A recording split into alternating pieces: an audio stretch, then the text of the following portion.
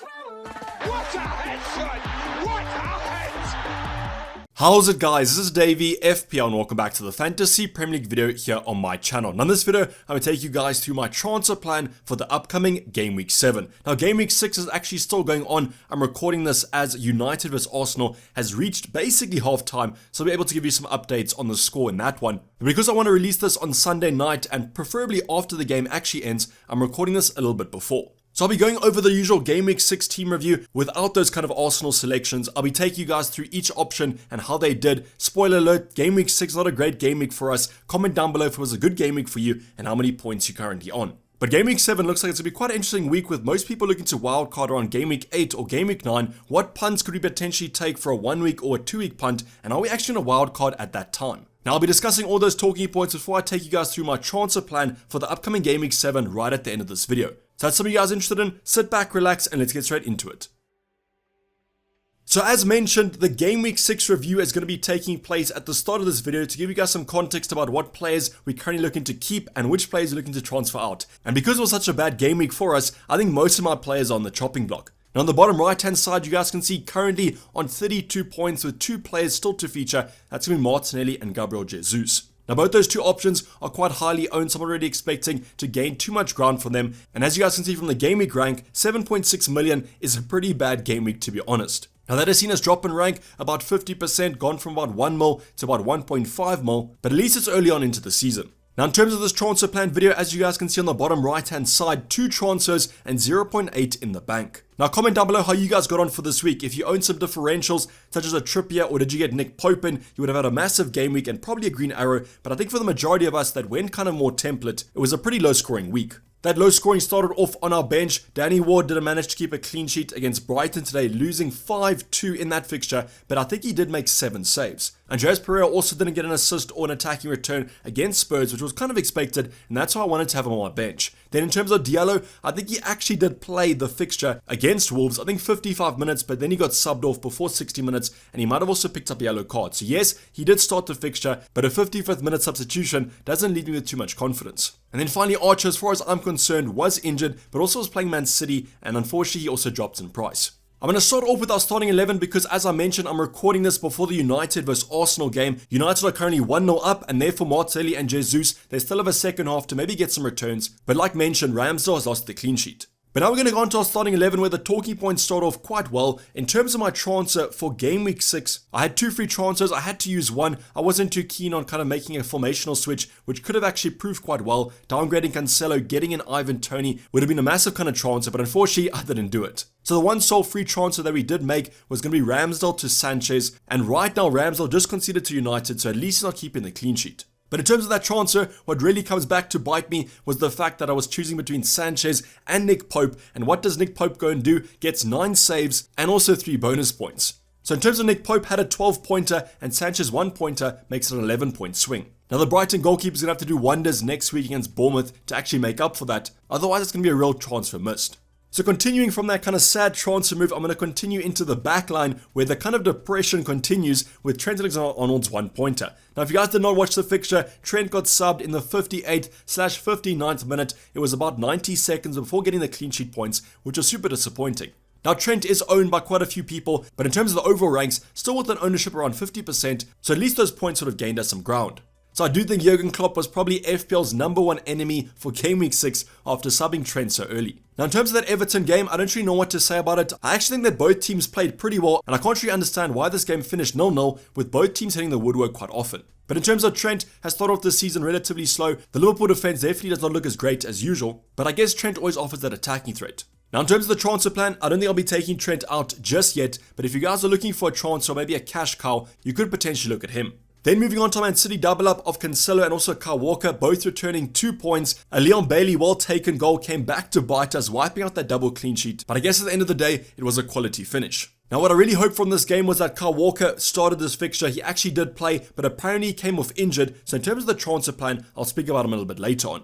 Now historically, Aston Villa actually always have scored against Man City or have done well against Man City. So I guess the clean sheet wipeout wasn't that unexpected, but still was quite hard in a low scoring game week. Speaking about hard though, let's go on to the Chelsea double up, which definitely was an emotional roller coaster. The lineup against West Ham came about: Reece James, right wing back, Cucurella, left wing back. I just saw points in lights because both these two options are starting in a wing back position, and as you guys know, usually that means FPL points. Well, unfortunately, it didn't come about. Both scored 1 point. I think both of them got a yellow card, and then also West Ham late into the fixture got a goal wiped out, which could have resulted in them getting both 0 points. So a little bit lucky there and unlucky. Lucky because of the VAR decision, but unlucky because these two players didn't get us many points at the end of the day. But as you guys can see, in terms of our defense, the big at the back formation for Game Week 6 definitely did not work out. Even our goalkeeper got 1 point, with our highest scorers Walker and Cancelo with 2. Now, don't you know what's happened with this kind of big at the back formation? At the start of the season, we saw the attacking, the defensive threats. These players play for kind of top 6 traditional sides, but the clean sheets haven't been there, and the attacking returns have also dried up. So in terms of my transfer plan, I'll be discussing some potential formational changes as we look to go away from this big at the back formation. I'm then going to move on to our midfield department, where our 2 remaining midfielders, Mo Salah and also Luis Diaz, both finished on 3 points, no attacking returns, but also the clean sheet point. So both these two options had relatively kind of quiet afternoons. However, both of them did kind of come close to goals or at least some attacking returns. But as mentioned with Trent, don't exactly know how that game ended 0-0. Now Salah's been a little bit worrying for me because he's playing so out wide. Started with Darwin Núñez up front, and I do think when Darwin plays, Salah's moved even more out wide, and in FPL we really want him more central. Luis Diaz, however, did come close, kind of loves to cut in from that left-hand side, but as we've known from preseason, his shooting isn't the best. But I guess this was a Merseyside derby and therefore was always going to be a kind of a tough game from an attacking point of view. However, when you look at the price tags of these two options, I do expect more. Now coming up in terms of the transfer plan, I still do like Salah because he is nailed in that starting 11, and as a starting attacker for Liverpool, you're basically guaranteed to get some attacking returns every now and again. But in terms of that timing, we're just going to hope when we captain him that he gets us FPL points. But then in terms of Diaz, I'm slightly worried about some rotation there now that Diego Jota's back from that injury and also Darwin Núñez is starting. But luckily in our forward line, talking about kind of strikers starting, Erling Haaland started the Aston Villa game, and ironically he actually got 90 minutes. Unfortunately, in those 90 minutes, he only got 1 goal, but however, he did rack up 3 bonus points, which took him to 9 points, doubled to 18. Now, in terms of the captaincy debate, I actually went for Haaland at the end of the day. I think the stream chat actually convinced me in the deadline stream, but I just became slightly worried about that effective ownership. If you guys don't know, Haaland was captained by the majority of FPL managers within the higher ranks, and therefore I didn't want to lose up space on them. So luckily, we did choose the better captain, because if we did captain Mo Salah, it would have been an even worse game week. Let me know if you guys captain Salah, did you still end up with a green arrow like last week? Last week we still captain Salah, got a nice green arrow. However, this week we choose the right captain, but the rest of the team disappoints. So this is basically going to wrap up the kind of team review of Game Week 6. Still in the second half of the United game, so hopefully Martinelli or Jesus can get us some returns, because currently it's looking a little bit dire. But comment down below how many points you guys got, and what's the overall rank looking like.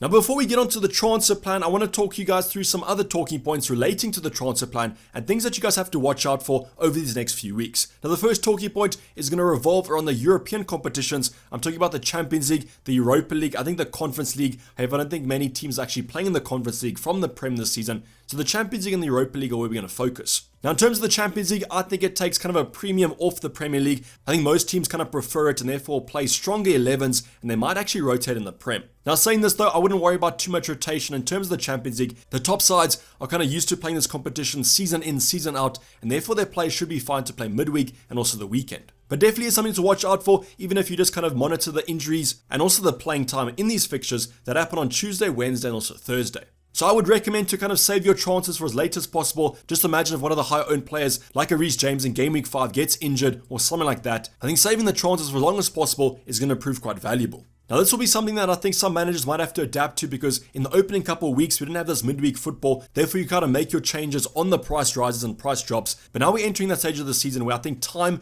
equals information. So that's just my 2 cents. Please just monitor the situation, but I will wrap it up when I cover the videos late in the week. But I just wanted to put this out there. Now the second talking point is going to relate to the wildcard. Now in terms of the wildcard, as I mentioned on my deadline stream, currently I'm looking at 2 different scenarios. The first one is wildcard in Game Week 8, Game Week 9. It seems to be quite a popular time. Game Week 9, or at least before Game Week 9, is going to be an international break, so you guys have 2 weeks to kind of prepare your wildcard teams.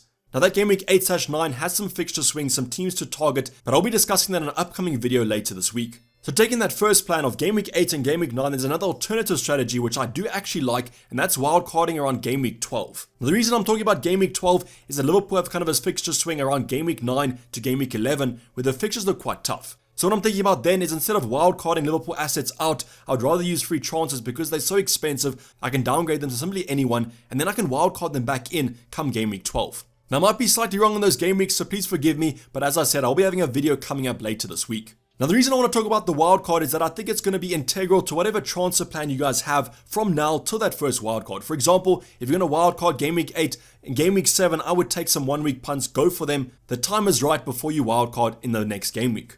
Same can be said about game week 9, game week 7, game week 8, take some 1 week, some 2 week punts, because that's really the time to do it before a wildcard.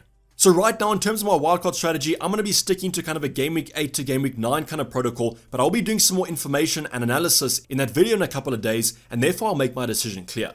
But if you guys do have a game week that you're aiming for, drop it in the comments down below. Why are you going for that specific game week? And if you are wildcarding this week, what's that draft looking like?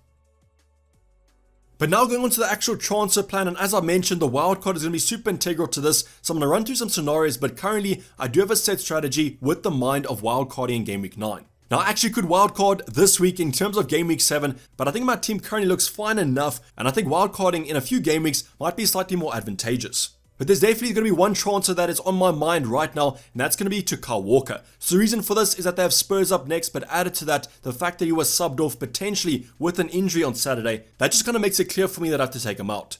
Now obviously we might have some upcoming news, so please stay tuned for that. I'll be monitoring the Champions League. The press conference is coming up on Thursday, Friday to see if he actually is out, but chances are I'll probably be taking him out. So in terms of transfers in, there's kind of 2 players that I'm currently looking at. The first one's going to be Kieran Trippier from Newcastle. So as you guys know, Nick Pope got kind of 12 points, Trippier got 8 on Saturday, and if you guys watched my transfer plan on my team selection last week, I actually was playing this transfer for game week 6. So that was slightly annoying, but I guess time is worth information. It's not worth FPL points because Kyle Walker got 2 points, whereas Kieran Trippier got 8. But looking at the upcoming fixtures, I mean, West Ham away is a little bit of a tougher game, but I do actually slightly prefer it because West Ham will be playing European football on Thursday and therefore might be slightly tired for the weekend. Added to that, Kieran Trippier also has a massive attacking threat on set pieces, creates I think 5 chances on the weekend, and that's why he got 2 bonus points. But I think the thing I like about the game week 8 fixture, if I do wildcard game week 9, is that Trippier has Bournemouth at home.